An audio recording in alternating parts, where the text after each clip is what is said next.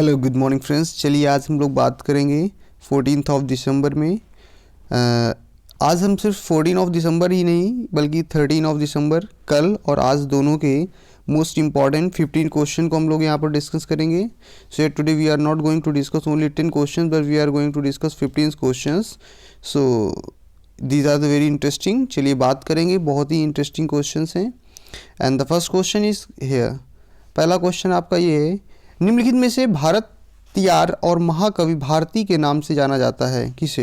And the option has been given Subramaniam Bharati, Gopal Krishna Adiga, ONV Kurup and Akkitham Achuthan Nambu 3. These are the options has been given and the right answer of this question is Subramaniam Bharti.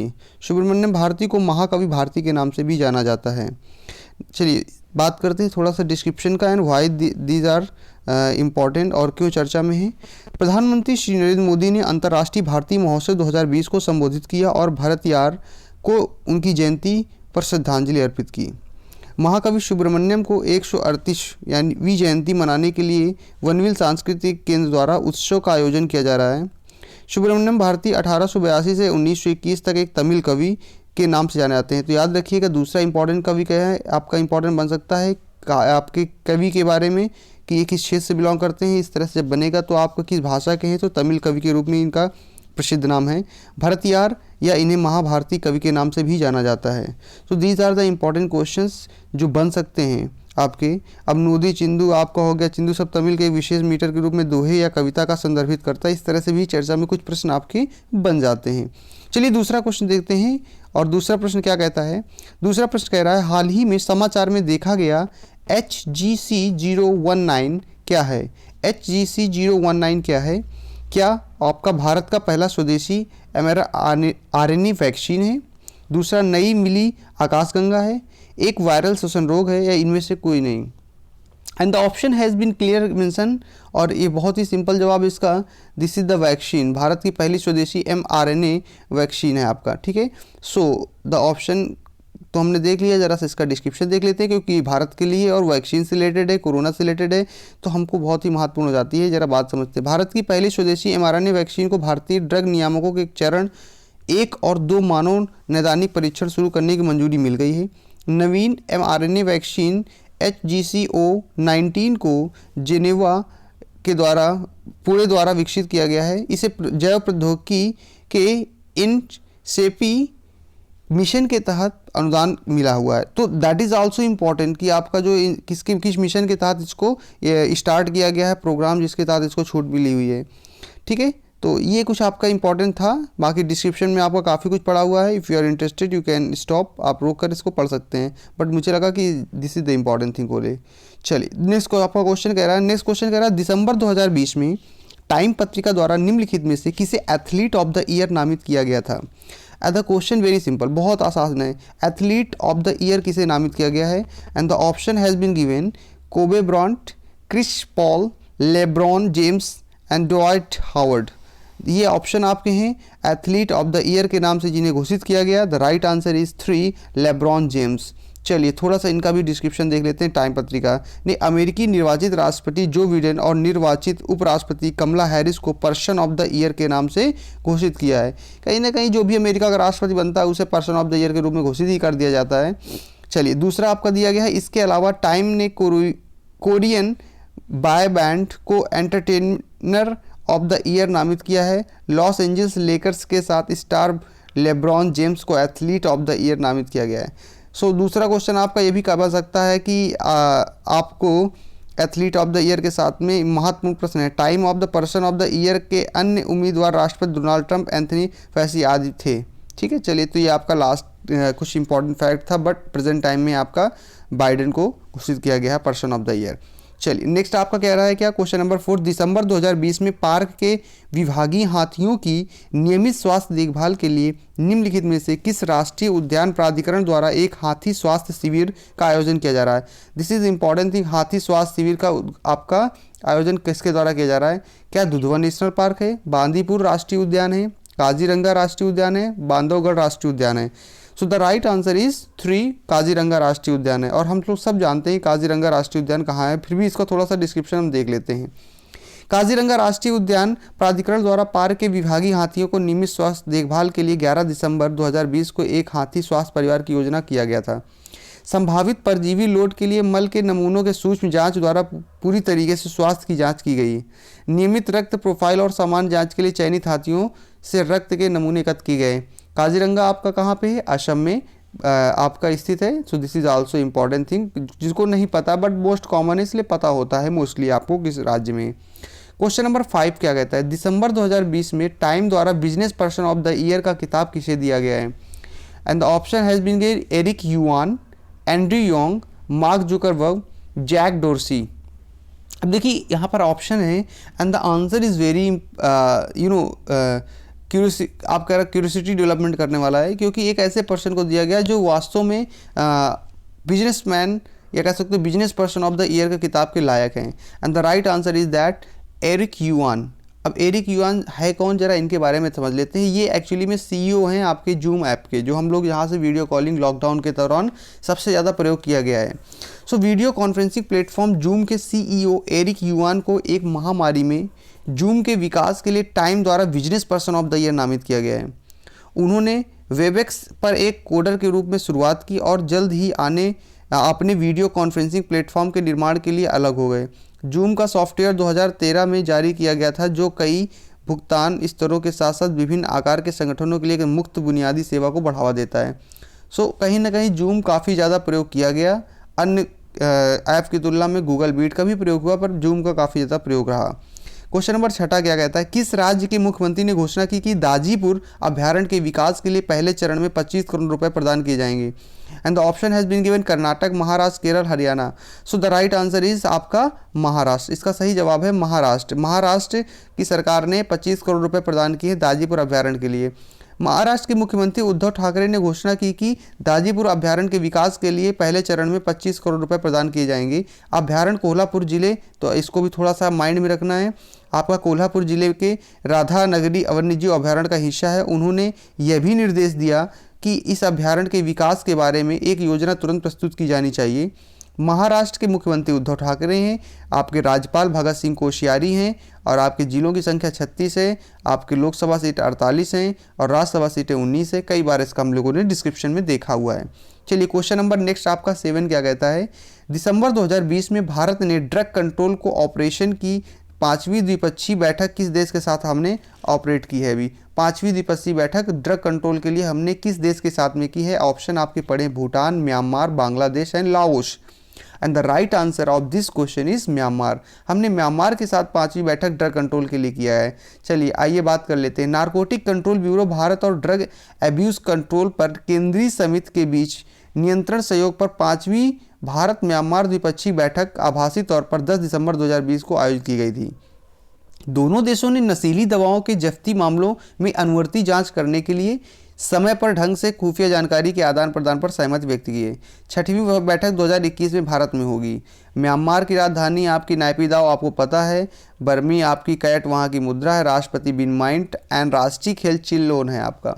ठीक है, चलिए आते हैं, बात करते हैं अगले इंपॉर्टेंट क्वेश्चन की ओर। ये भी महत्वपूर्ण है आने वाले टाइम के लिए कि फाइजर बायो एनटेक उपन्यास कोरोना वायरस वैक्सीन के उपयोग को मंजूरी देने वाला दूसरा खाड़ी देश कौन सा बन गया है? And the option has been given Bahrain, Saudi Arabia, Oman and the Qatar. These are the options and the right answer is that Saudi Arab. Saudi Arab is the right answer. Saudi Arabia ने Pfizer BioNTech novel corona virus के उपयोग को मंजूरी दी। यह Bahrain के बाद दूसरा खाड़ी देश बन गया है। क्लियर, जिसने दवा को मंजूर दे दिया है आपका सऊदी अरब ने। अब चलिए, सऊदी अरब और औषधि प्राधिकरण ने सऊदी अरब के राज्य में फाइजर बायोएनटेक कोविड-19 वैक्सीन के पंजीकरण को मंजूरी दे दी है।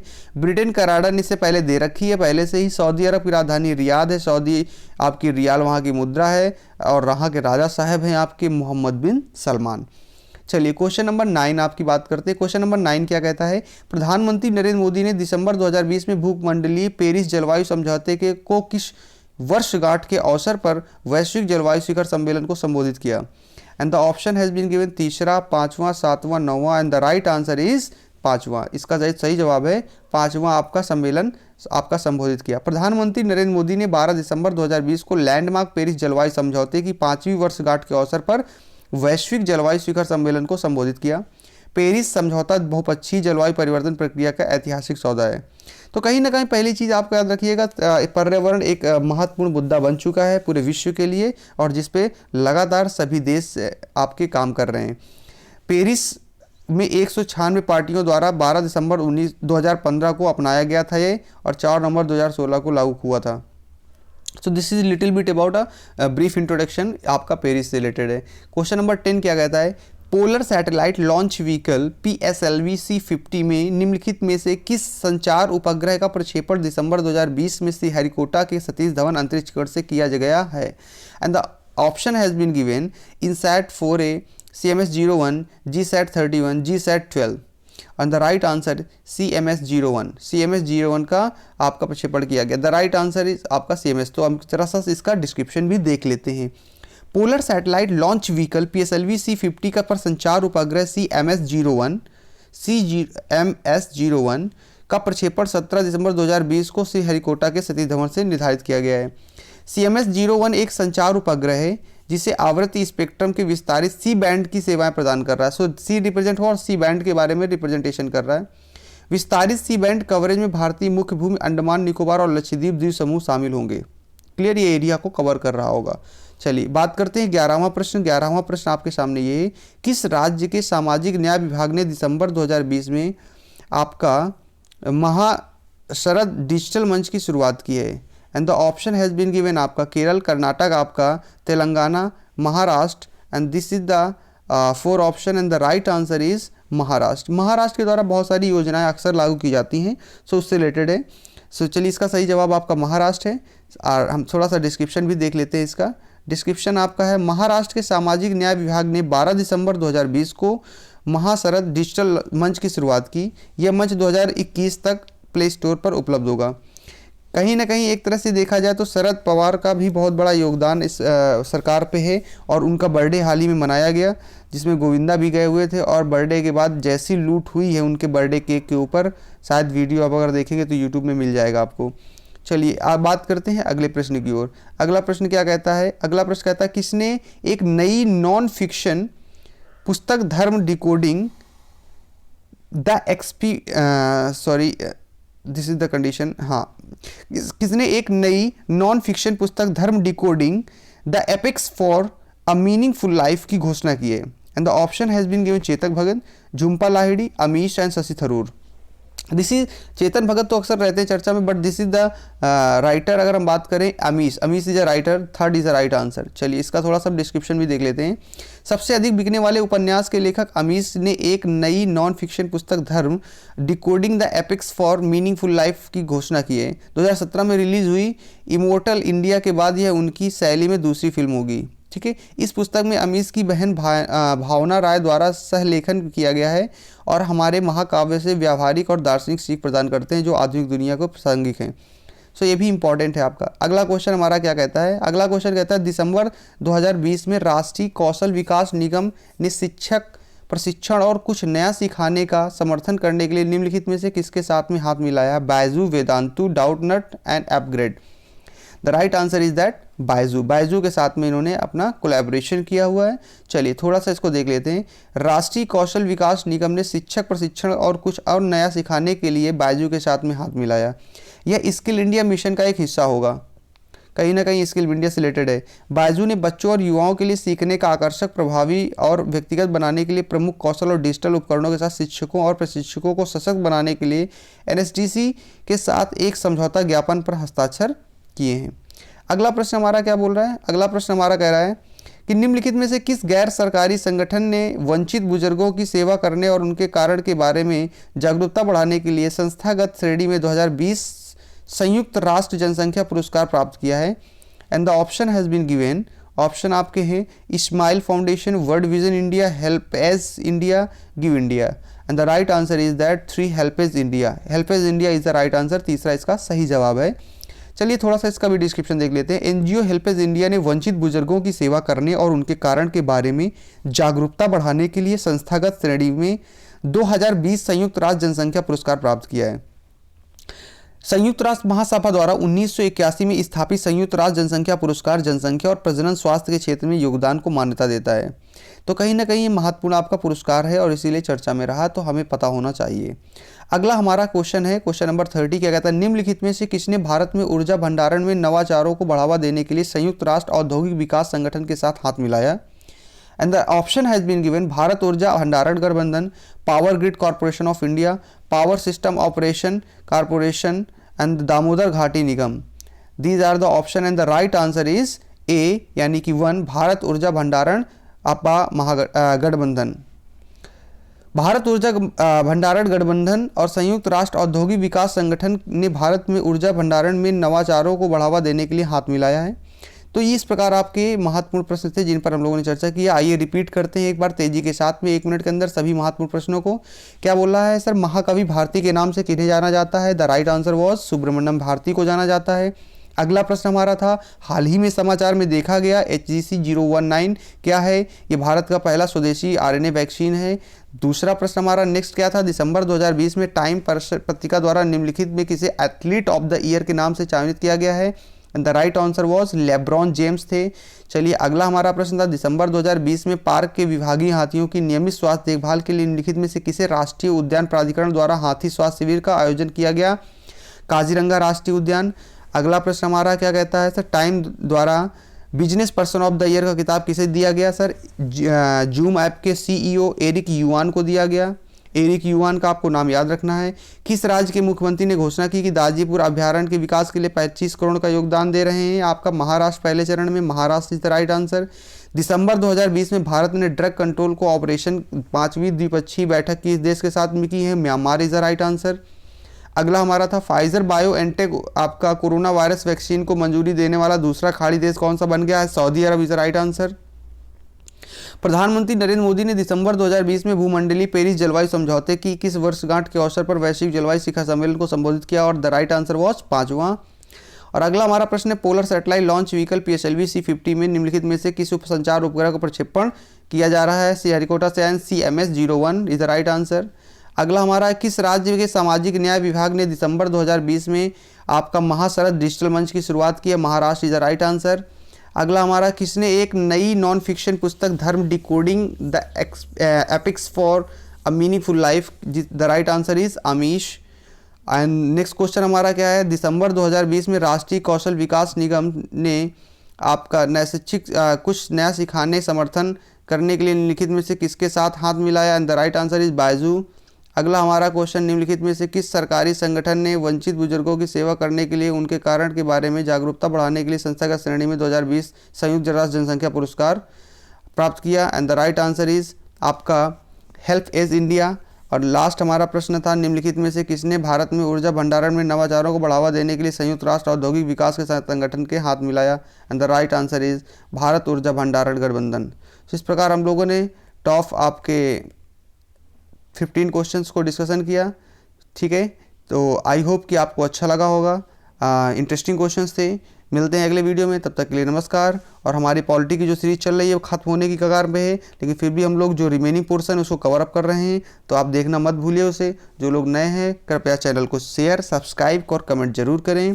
Thanks for watching, have a good day.